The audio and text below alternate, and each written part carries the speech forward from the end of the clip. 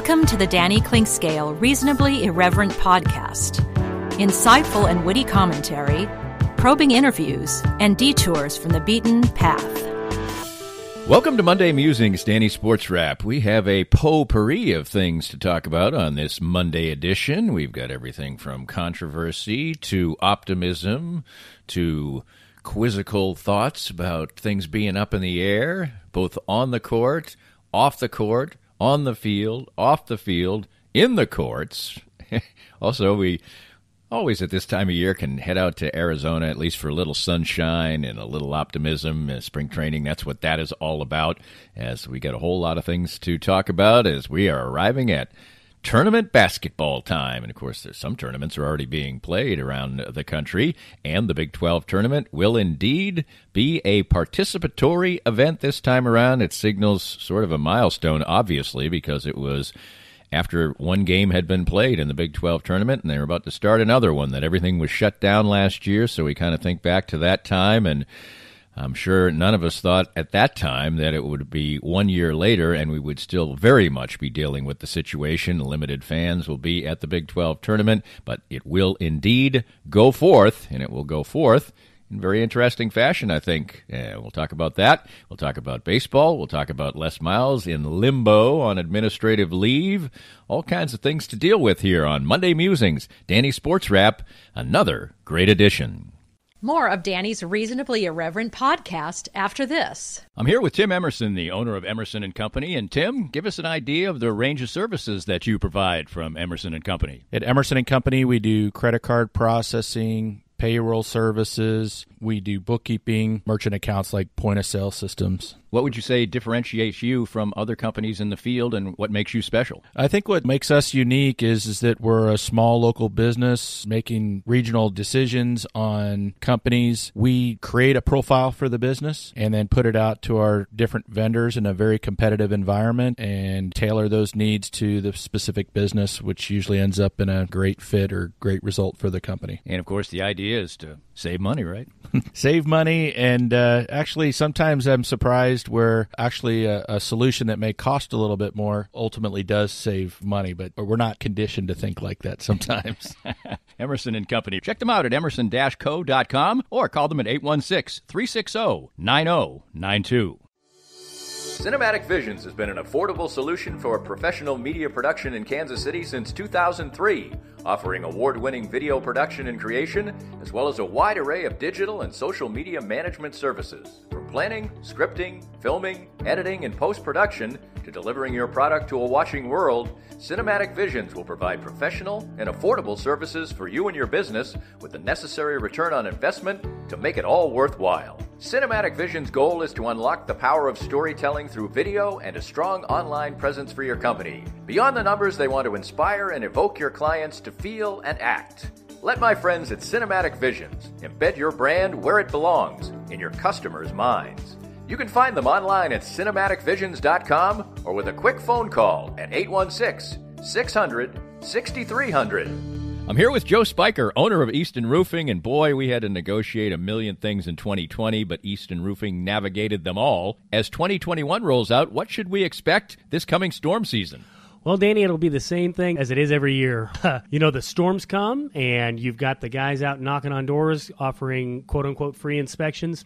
Be wary as a homeowner. If somebody's knocking on your door, they probably need the work, and if they need the work that bad, they may be willing to do something untoward to get it. So if somebody knocks on your door, says they want to give you a free inspection, just tell them have a great day and give us a call. We'll come out for free and give you a good, honest opinion as to whether or not you need to do anything at all with your roof. And what's the best way to get in touch with Easton Roofing?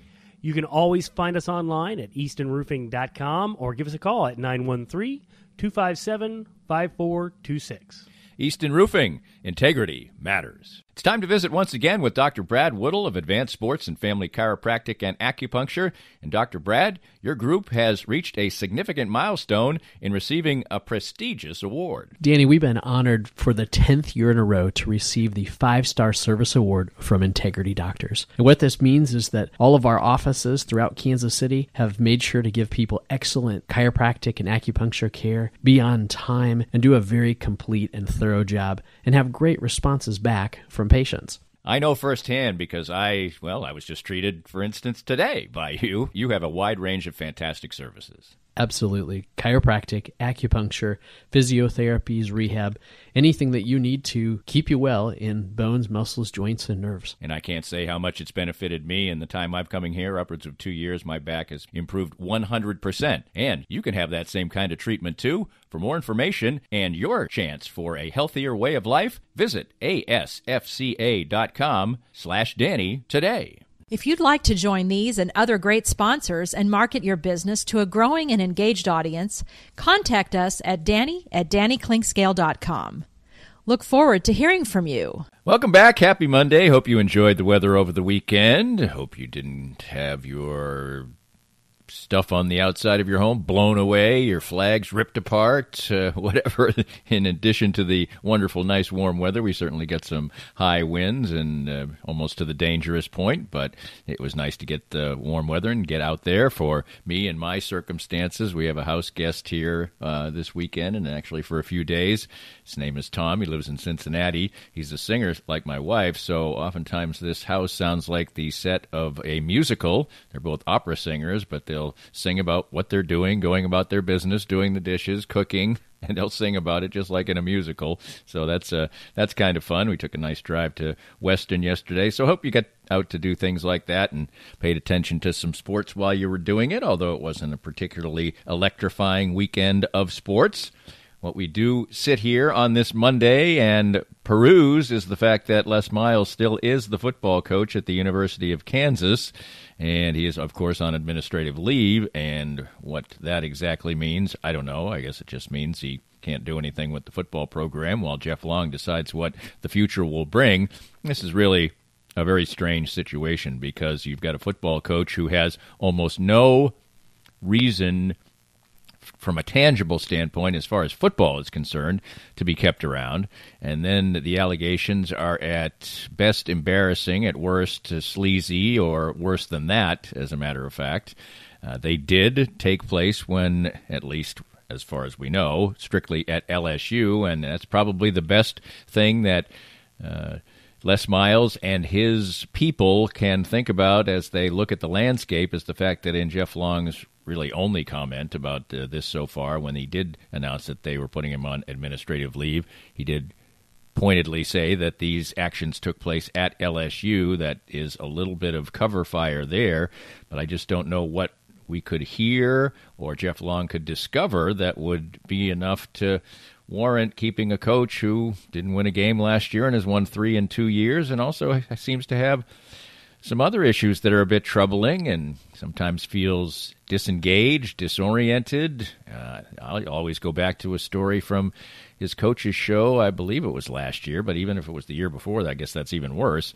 And it was a show in which his 2 sons, who are on the football team, they always have a player ask a question on the coach's show, and one of his sons asked a question and asked his dad to tell an old family story that obviously had been told many, many times. And Les Miles just bumbled his way through the story, clearly almost couldn't remember a story that he has obviously told countless times, to the point where it was almost sort of a running joke within the family that the story had been told so often. And I always think about that. Now, that doesn't mean that that's all that significant. That doesn't mean that from a football standpoint he could still be sharp, but there's just all kinds of things going around. It's just a very strange situation right now, and Jeff Long appears right at this point in time, because each day goes by, and who knows, by the time you hear this, there may be different news, and Les Miles might not even be the coach of the University of Kansas. But it appears that Jeff Long is in a situation where he just wants to wake up in the morning and hope that this really never happened. And I think he probably has that feeling about a lot of things as far as his tenure at the University of Kansas so far, which has really had nothing but stumbling blocks. Some of the things that obviously he inherited, but some of the things that he potentially created by hiring Les Miles, the hiring of the football coach, especially when you have a Hall of Fame basketball coach in place, is far and away the most significant thing you can do. And it would seem to me that unless there's incredible loyalty, unless he gets some information that more absolves Les Miles, then it seems possible that this is almost a way for Jeff Long to restart the shot clock and get a chance to hire another football coach when maybe, if it just played out and Les Miles continued to struggle, he might not get the chance to even hire another football coach. So very, very troubling situation at the University of Kansas. I guess, thankfully, from this standpoint, is the fact that football is so low as far as the radar screen is concerned. We're getting tournament basketballs coming up. It's probably a perfect time for all this to be going on for Jeff Long, and the basketball team's playing better, and they're entering Big 12 tournament play, and they look like they'll be at least a 4 seed in the NCAA tournament, and we'll talk about that in just a second here, and at worst it could be a 3, but at worst a 4, maybe a little bit more engaged in the Big 12 tournament, as we'll talk about here, but all kinds of things swirling at the University of Kansas, and we'll see as each day goes by whether anything changes and whether this very odd situation plays itself out with some clarity in the near future. Let's talk some college hoops. In a week where Big 12 teams are cramming in games trying to finish their season, Kansas completed their season totally on time, to the point where they had to decide to go out and get themselves another game. And for a while there, their set-up game against UTEP looked like a very bad idea, as Kansas didn't play good basketball at all in the first half of their game on Thursday night. And, in fact, they scored only 20 points and were down by 14, and were still down by 9 points with about 8 minutes to go in the game. But they ended up bouncing back and winning, and it turns out to be kind of a good idea because they score 47 points in the second half. They face a little bit of adversity, and they come back and win the game, and they have the ability to do what was the thing that was intended in the first place, which is to not be a rusty team that hadn't played for a couple of weeks when Big 12 tournament play comes around. And now you have to think that Kansas is somebody who really has designs on winning this tournament. I think maybe this time it holds a little bit more cachet in a weird season. Kansas is pretty well rested. Certainly the big tournament is the thing, but they didn't win the regular season, obviously, again, and it's a situation where maybe it holds a little more importance than it has in the past for Kansas, which is the second favorite in the Big 12 tournament at this point. They are a 5-1 call.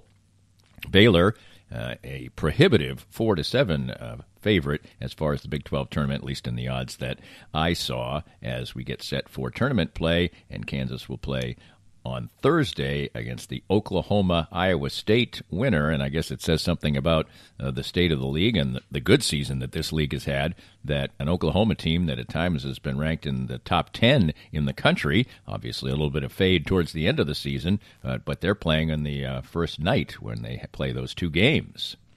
Obviously, Kansas State has long since been ticketed for that first night, but indeed, things have been much, much better for the Kansas State Wildcats of late. On Saturday, they finished off their season with a pretty strong and generally in control win against Iowa State, sending the Cyclones to the category of only the second team in league history to not win a game. And Kansas State post 3 wins in their last 4. They've held their last 4 opponents in the 50s. They're playing excellent defense.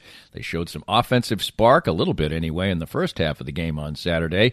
Kind of faded a bit as far as offense was concerned, but the defense kept them in control of the game, and they really didn't have to sweat it down the stretch. So 3 wins in their last 4 games, 4 league wins overall. Certainly not great, but 1 more league win than they had last year, and certainly a stretch run that is just about as good as anybody in the league with 3 wins in their last 4. And not anything tremendous to hang your hat on, but the miserable situation that Kansas State was in as far as this season is concerned by losing night in and night out and losing badly has changed, and they have a little bit of optimism heading into the league tournament, although they will do so without Antonio Gordon, a major inside presence for them.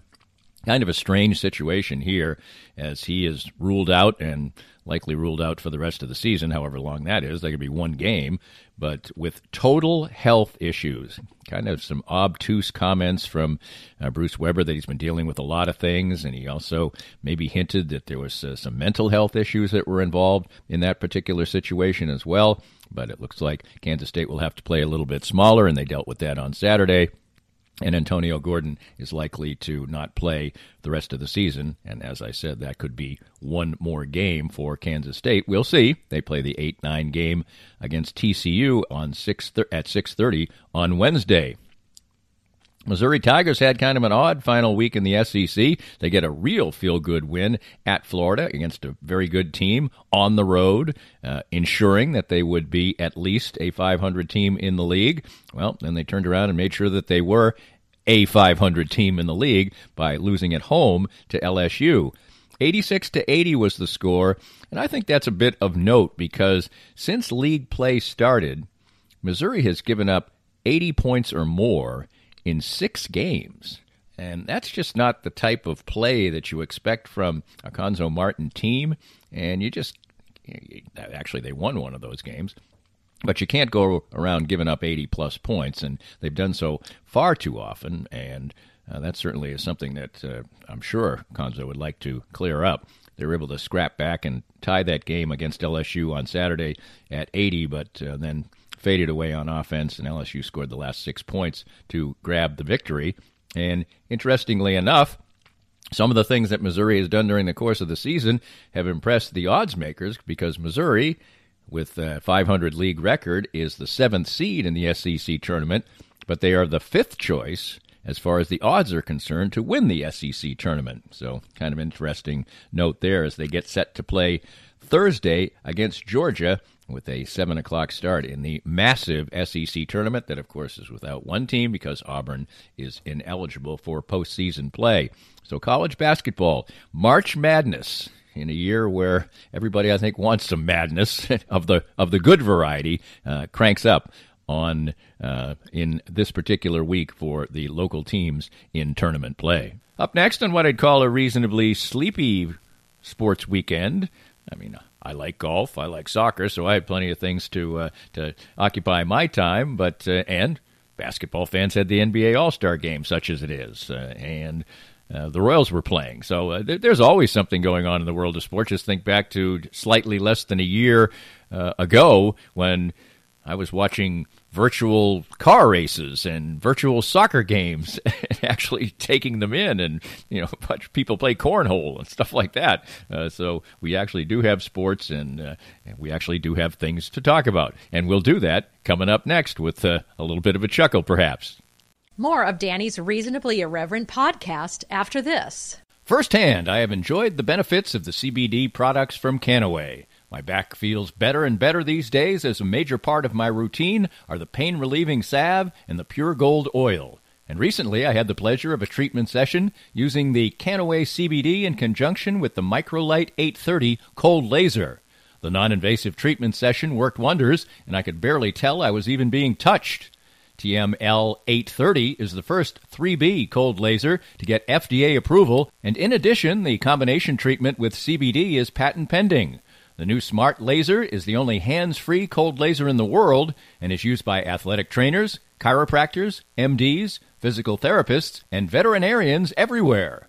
You can learn more about all the great benefits from the complete line of Canaway CBD products by contacting my friend Sherry McCants at 515-208-6312. That's 515-208-6312 to get outstanding information about Canaway. I'm here with David Schmidt from Private Capital. And David, tell us more about your outstanding firm. Thanks, Danny. Here at Private Capital, we focus on return on asset. In today's world, it is survival of the fittest. We look at things from all angles and try to figure out what works best for you. The changes we will see this next year on assets will be monumental. The key to success is knowledge. Know where you want to go, and we'll be here along the way. To find out more, give us a call at 816-221-7775. David Schmidt from Private Capital with the best service for you. Right now, it's more important than ever to support local businesses. And 23rd Street Brewery in Lawrence is open and ready to take care of you. Make 23rd Street Brewery part of your KU game day experience, whether you watch the game there or grab curbside pickup for your tailgates or watch parties. But not just game days. 23rd Street Brewery is great any day of the week, and when the weather's nice, you can take advantage of their heaters on the patio. 23rd Street Brewery is open daily from 11:30 to 9 for dine-in, carry-out, curbside pickup, and can even help with your catering needs. So support local and visit a Lawrence favorite, 23rd Street Brewery. Most of us have experienced auto accidents, and it's no fun. And even less fun is trying to work on the insurance aspects afterwards and getting full value after an auto accident. I'm here with David Cowan from WreckExpert.com. And David, you have an unusual and important niche for people after an auto accident. We have a passion to teach car wreck clients what they deserve. Getting your car repaired only fixes the damage and the paint. Getting paid for your car's loss in value is called diminished value. Chances are you've never heard of this before because most people aren't looking out for you. We help people collect thousands to tens of thousands of dollars for their car's loss in value after the wreck. And if somebody wants to come to you for that, what's the original assessment cost them? We offer a free review of any insurance claim to see how we can help. You can't beat that. Great expertise and assistance in getting full value after an auto accident from David Cowan. Visit WreckExpert.com and learn more. If you'd like to join these and other great sponsors and market your business to a growing and engaged audience, contact us at Danny@DannyKlinkscale.com. Look forward to hearing from you. Welcome back, and the Royals won again down in the desert on Sunday, and it was a good day for them. They're 6-2 now on the spring training season, but yesterday's game against the Padres was one that shows how insignificant really the actual record is of a team in spring training, because the Royals, while the regulars were out there, were basically beaten by the San Diego Padres, but then they up and scored 3 runs against the 7th pitcher that the Padres trotted out there in the 9th inning, and they won the game by a count of 4-3. But it was a day in which Jeff Junis pitched well. Wade Davis continued to pitch well. He has not given up a run yet. Junis has a new pitch, a cutter, that is sort of a attempt really to change the arc of his career from which seemed to be headed towards a person who maybe could help you out in the bullpen a little bit, but not be a starter, as it seemed he had promised to be when he first hit the scene for the Royals, when they were a team in desperate need of any kind of pitching. Now they have depth of pitching and more depth of pitching to come, so Junis needed something. He and his brother talked about a cutter. That appears to be a pitch that's working well for him. Struck out 4 batters yesterday in 3 innings, and he's only given up a couple of runs so far in his appearances. You start to see the pitchers get stretched out a little bit as he pitched 3 innings, and Wade Davis sort of ties into the fact that the Royals, in addition to trying to be an improved team, also, I'm not saying they're just doing it for PR reasons, but having Wade Davis and now Gerard Dyson and Greg Holland, who of course was here last year, all on the team is somewhat a way to create a nice feeling. While maybe they're not that significant from a baseball standpoint, who knows? Maybe Wade Davis has some kind of a renaissance after just pitching horrendously the last couple of years.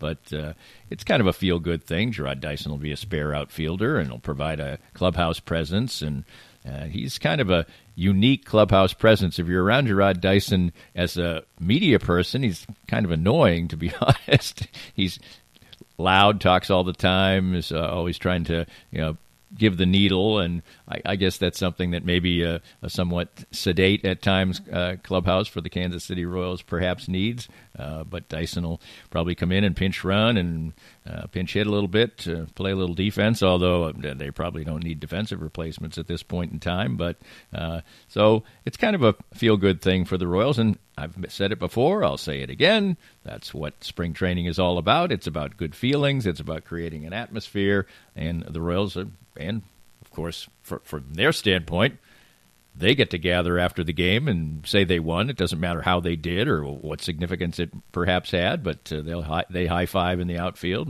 and feel good 6 out of 8 times so far. So that is a cool thing as it continues to roll out. And maybe, to me, one of the most significant things I look at in the box score every time I look at it is they have the conditions. 81 degrees, partly cloudy. Now, that doesn't sound as significant when you just had a Sunday when it was over 70 degrees here, but on a nice cold day, which we'll be getting again, of course, in a couple of days, it's nice and gives you a real good feeling.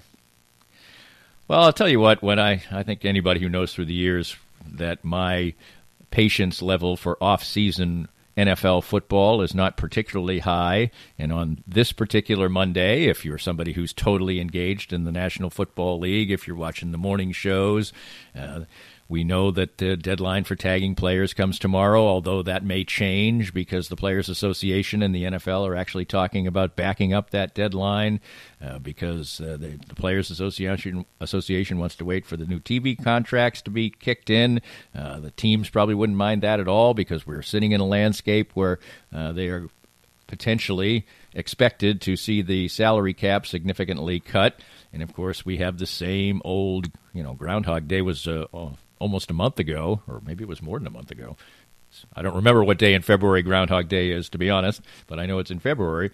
And we have the same storylines every morning. Every morning I'm down there sweating, working out, and it's Dak Prescott, and it's Russell Wilson, and it's even Tom Brady. And it's as if it's November, not March. And I guess that, the appetite is insatiable. I think it's reflected by the ESPN morning show Get Up and the fact that that show, with March Madness looming, with baseball spring training on, with the NBA All-Star Game being played, with all these things going on, golf, toss in anything you like, it shows like 80 to 85% NFL football. And it's the same storylines every day.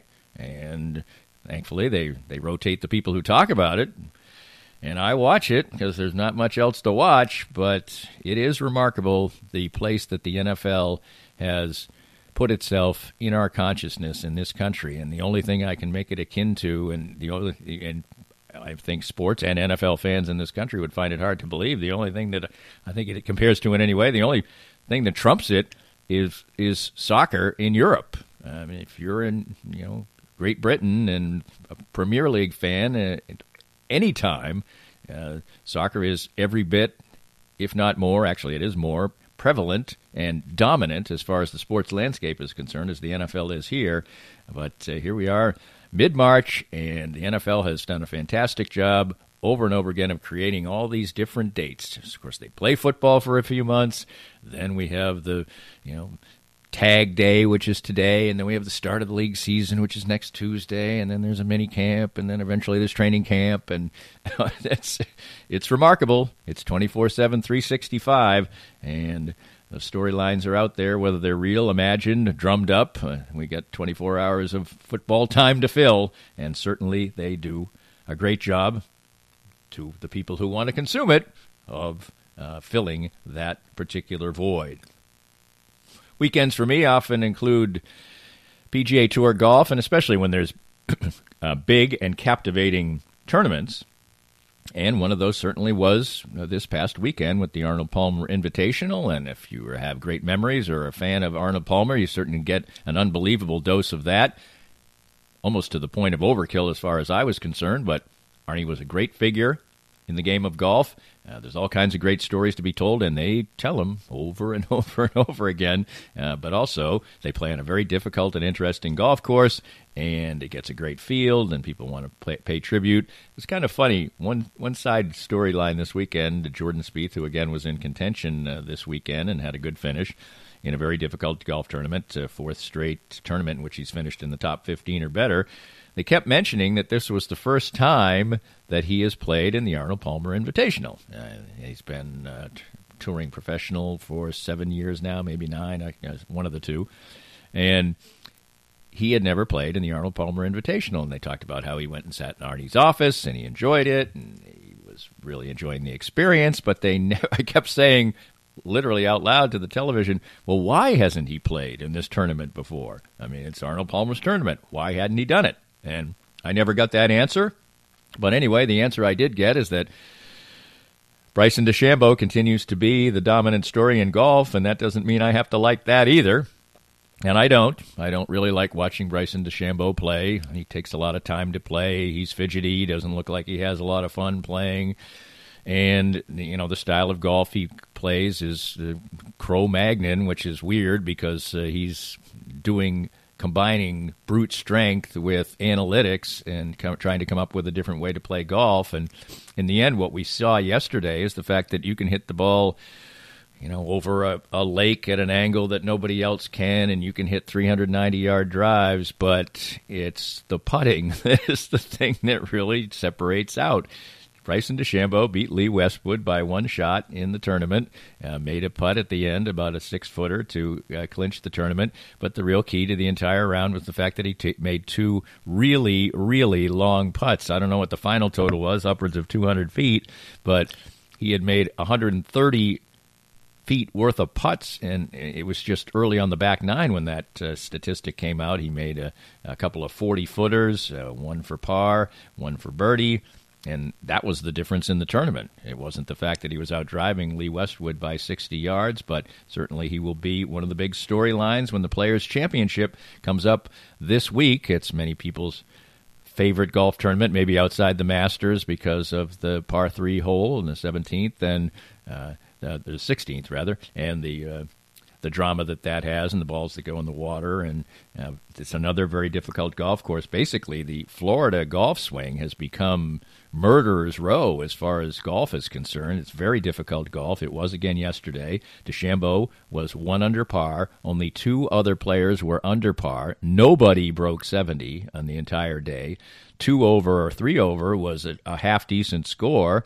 Lee Westwood shot 1 over, and he hung right in there with a chance to win the tournament at age 47. So it was an entertaining tournament. A couple of the favorite players that I have faded away. Rory McIlroy faded away. But in the end, it was Bryson DeChambeau and his show, and many people like it. Some people don't. I fall into the latter category, but it doesn't mean it's not interesting. And it created some more excitement in the world of golf, where it's another big week with the Players' Championship coming up. One other golf note that shows the passing of time and also shows the remarkable career that he's had is the fact that for the first time since 1993, Phil Mickelson fell out of the top 100 in the world as of this Monday in the World Golf Rankings, and he's spending some time on the Champions Tour now, and it's not played, obviously, particularly well on the PGA Tour, but he's over 50 years old. He's 51 years old now, and for him to have maintained that status for that long is a pretty darn remarkable run, one of the great careers in the history of golf. Phil Mickelson, I no doubt will be striving and saying that he can get back up in there in that top 100, top 50, and you can never tell Phil that he can't do something, but right now he can't say that he is a top 100 player. Well, for some, Sunday was part about the NBA All-Star Game. I caught a little of it, very little. I don't find All-Star games where there's no defense played whatsoever to be that entertaining. It wasn't a particularly close game, 170 to 150. It has all the vestiges of a glorified pickup game, a game in which somebody scores 170 points, and a game in which the MVP of the game makes all 16 of his shots. You're never going to do that if somebody's trying to guard you, as Giannis Antetokounmpo. See, I can butcher that name as well as Giannis. That's what I'm going to say. I gave it one shot, and I'm giving up. Anyway, Giannis was the MVP, as Team LeBron was the winning team. They did all of the things for the weekend, as far as the slam dunk contest and the three-point shooting contest, all on the same day, skills challenge. And Anthony Simons was the one who won the slam dunk contest with a different kind of judging style. Simons was one of the few players who, or one of the now landmark players, probably going to become much more common, who a couple of years ago came right from the high school ranks to the NBA, and he won. Steph Curry went back into the three-point shooting contest, and he won on a last shot. And then you had the actual basketball game itself, such as it is. And for some, it's great entertainment, goofy entertainment. It's like, it just shows how different games are when there's not intensity and when there's not people really trying to dig in and play some defense. Everybody says they don't play defense in the NBA. Well, clearly they do, because when they really don't play defense, which is the All-Star game, they score about 50 or 60 more points than they ordinarily would, and you see it as well in the NHL All-Star game, where a high-scoring game for a team in an NHL game is 5, and they routinely get 12 or 13 in the NHL All-Star game. So I guess good entertainment. It wasn't part of my Sunday routine, but for a lot of people, the NBA is just go-to entertainment, and that's cool. And I hope if that's your cup of tea, you had fun with it, and then it's back to real basketball and the stretch run before the NBA playoffs. That's your Monday Musings for this time around. And we'll talk to you all through the week with our various different projects at DannyKlinkscale.com and the Reasonably Irreverent podcast. And I appreciate your patronage if you're a patron at Danny Klinkscale, at patreon.com/DannyKlinkscale, and a consumer of all the free content that you get at DannyKlinkscale.com, the Reasonably Irreverent podcast at all your podcast sites as well. Have a great Monday and talk to you through the week. This podcast was made possible by our great sponsors like Easton Roofing, the presenting sponsor of Kansas City Profiles at the Danny Klinkscale Reasonably Irreverent podcast. Easton Roofing, where integrity matters. We hope you enjoyed the latest Danny Klinkscale Reasonably Irreverent podcast. Come back soon for something fresh and new.